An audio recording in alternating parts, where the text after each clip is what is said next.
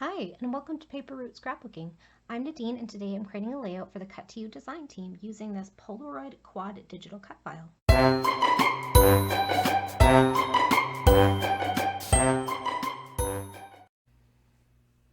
Okay, so today I'm up for the Cut to You design team, and I'm super excited to share with you this cut file called Polaroid Quad Digital Cut File. So it comes with 4 different kind of Polaroid frames. The first one is this Love Polaroid frame. The second one is this like full frame. And the third one is this one with 1 heart in it. And then there's a fourth one that has 2 hearts, but I didn't cut any of those. Okay, so I chose to do 3 of the single hearts, 4 of the full frame in 4 different colors, and then this love one to be my title piece. And I cut my frames 5 1/4 tall. So these ones I think measure out to be like 4 1/2 wide. And then of course this one's a little bit wider because it has the title that goes beyond the frame. Okay. And then I have 4 photos of my grandbabies, and these are cut down to 3 5/5 by 3 5/5 so that they would fit in behind these square pieces. So the next thing that I want to do is to cut some hearts. So I want the hearts to be a different color than the background frame. And I chose to use the Cocoa Vanilla Legendary Collection for this layout. Now, I didn't purchase this whole collection because at the time that it came out especially, my budget was pretty limited, but I was able to find a few of the embellishment. Oh, that's not it. So like this I bought later, but I had bought these 2 pieces and these 2 embellishments and these 3 papers, and that was enough for me at the time.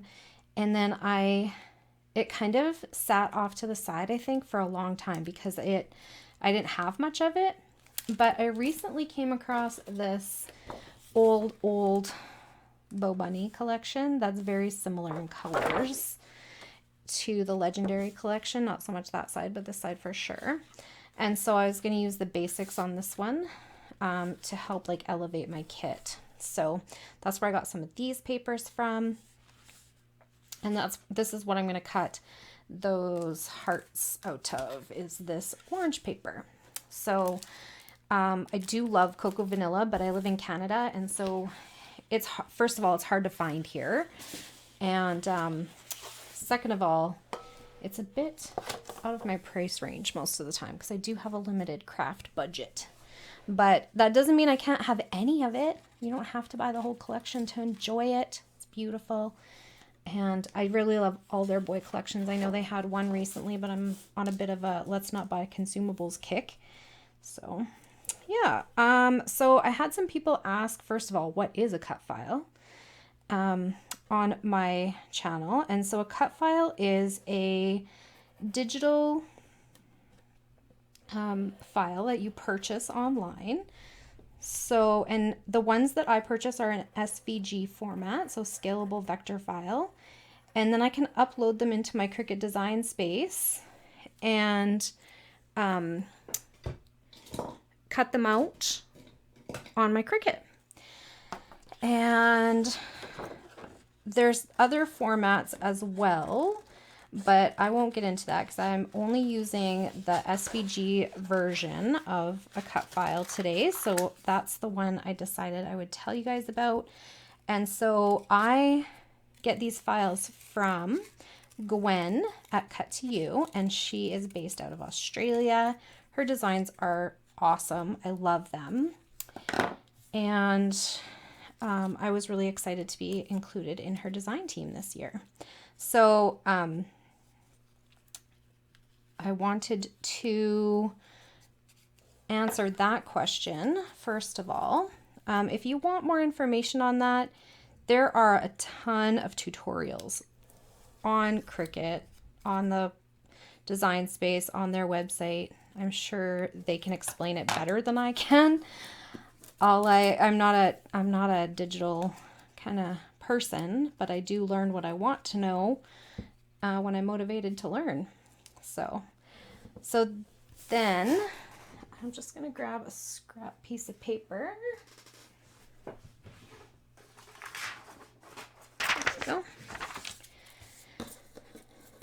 And then the other question that I had a few people ask on my channel after my first design team layout was how to back the cut file.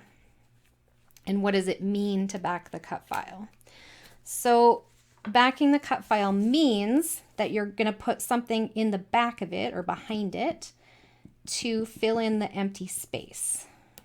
So that is what I'm doing right now, is I'm filling in the empty space of this heart. So I know that other people do it all different ways. Some people glue it onto their paper.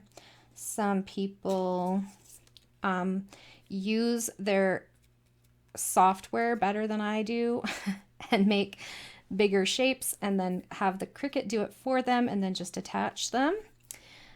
This is the way that I do it. So I take the piece that I want the shape of. So I want the shape of this heart, right? And so this is the top way. I can just tell by the way that the cutting is. It doesn't really matter though, because it's white and it's symmetrical. And then I put it on, I flip it over so it's upside down. So if this was colored, it would really matter, right?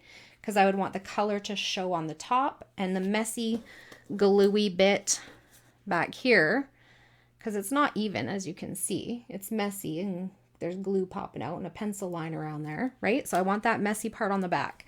So I flip my cut file upside down. I want the orange paper, so I'm going to flip that upside down. And then I'm going to just grab my pencil and I'm going to trace around the outside of the part that I want to cut out.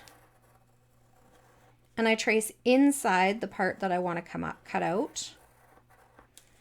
And then I take my scissors and I cut in between those two lines. So because I have such a hard time managing the whole sheet of paper on camera, I usually would just cut it out of there, but it keeps hitting the camera. So I'm going to move it. And I'm just going to cut in between those two lines that I just traced. So it's not rocket science. Anybody can do it. I know some people hate fussy cutting, and those are the ones that are going to be motivated to figure out their software better so that they can just get the Cricut to do it for them. That's not me. I don't mind fussy cutting. I find this easier. I find it kind of like restful. If that seems strange, then that's probably because it's not your thing. So, and then I just get the glue onto the white piece and then I stick the colored piece on there. And then because I'm using white glue, it gives me a second to like adjust it a bit so that it's not showing outside of the cut part. Okay. So then I just have this one more. And then I'm going to do the same thing where I just flip my cut file and I flip my paper and I trace in the inside piece of that.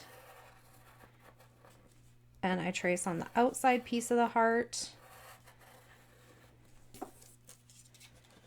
And then I cut it out in between those two lines. So it shows me exactly where I need to put my scissors. And anytime you're fussy cutting, and the best part of this, of the backing of a cut file, is if you're kind of a bit messy, you can trim it off after. But the best thing of a cut file is that it gives you like two lines to go between. It's not like when you're coloring and you have to be inside of one tiny little line. There's a bit of give here where the cut file will be. So then I'm going to take that heart and this white piece. I'm going to get some glue on there.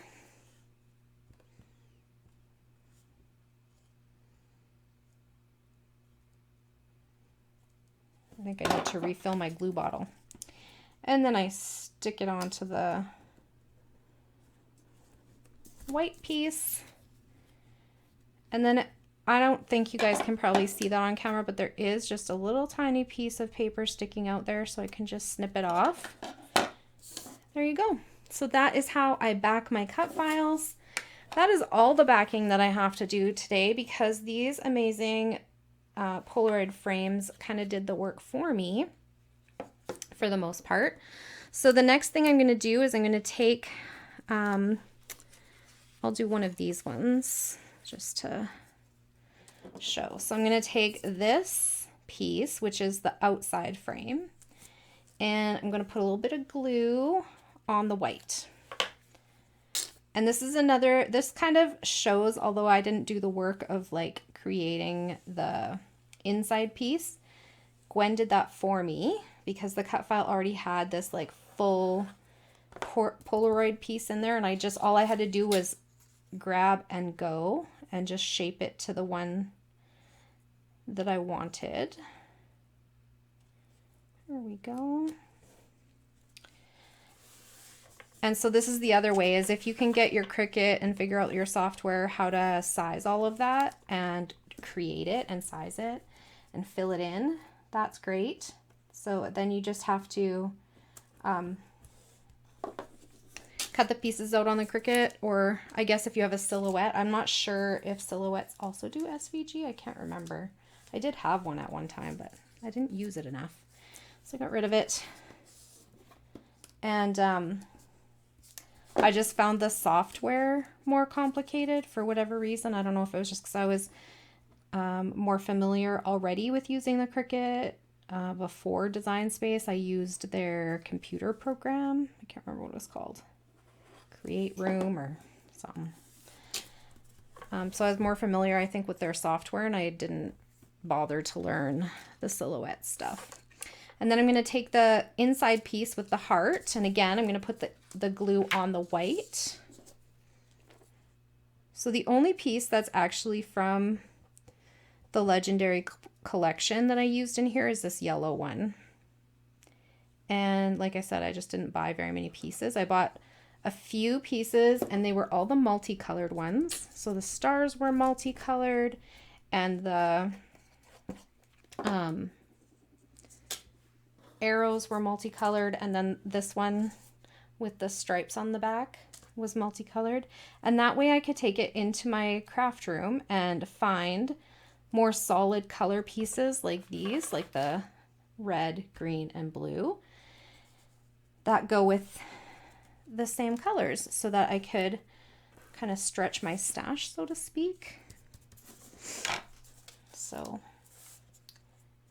and I did not learn to do that on my own. That was a content creator on YouTube. I'll link her channel below as well. Her name is Janet, and she doesn't sell anything. She's just a content creator.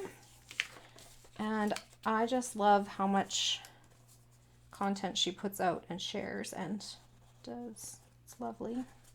And that's where I got this kind of idea from, is that if I wanted something like this, I didn't have to have the whole thing. I could use what I have in a meaningful way. So there we go. So now I have my Polaroid frame built, and all I need to do is put it onto my layout on top of my photo. And that will be that. So I am going to pause the camera here, and I'm going to finish those cut files up and get them glued down onto my page. And then I will pop back in and we'll finish this layout together. Okay, so I got my photos down, and I got my Polaroid quad digital cut files down, and I really love how this is turning out. So I also added a couple of stickers from this sticker sheet. So I used this moon and stars, and I popped it up on some foam, and then it says "to the moon and back," because this is all about how much they love each other. And what else did I use from here?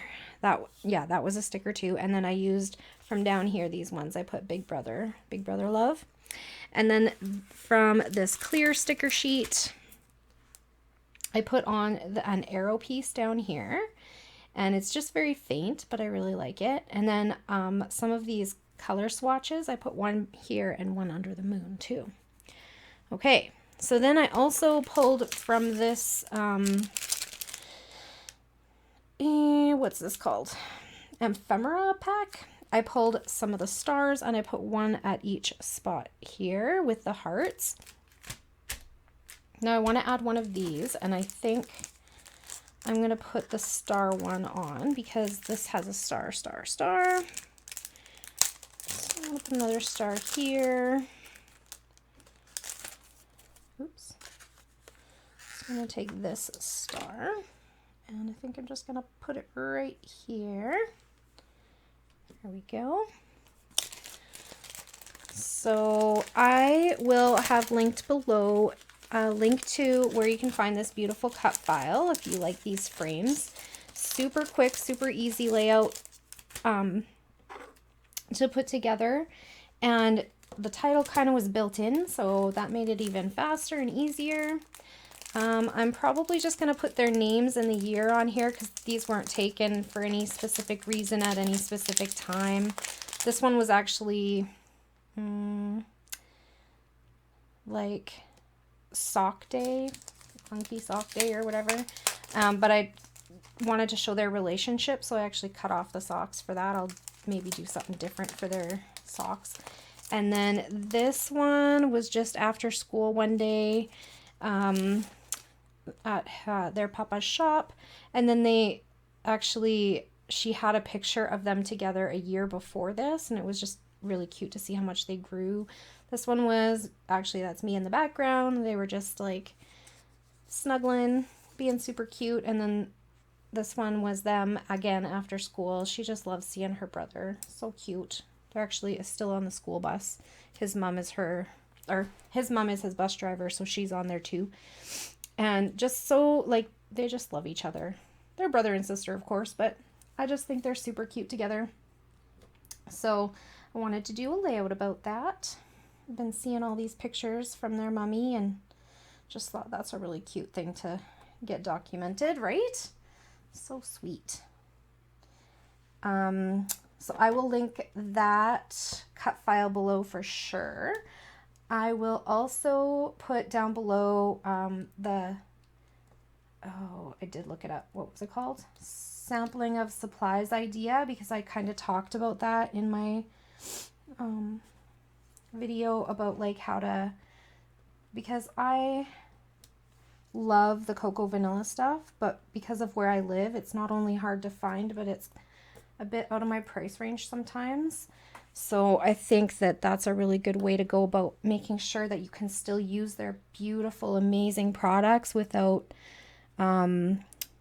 breaking the bank or having to like buy from out of country where it's, we're paying not just the shipping, but also the duty and whatever. So yeah, and I will also link Cocoa Vanilla Studio below because I think that their products are just a cut above and just so pretty. Yeah, so that is it for today. Thank you so much for hanging out with me. If you have any questions or comments, please leave them down below and I'll get back to you just as soon as I can. And I hope you all have a great day. Bye for now.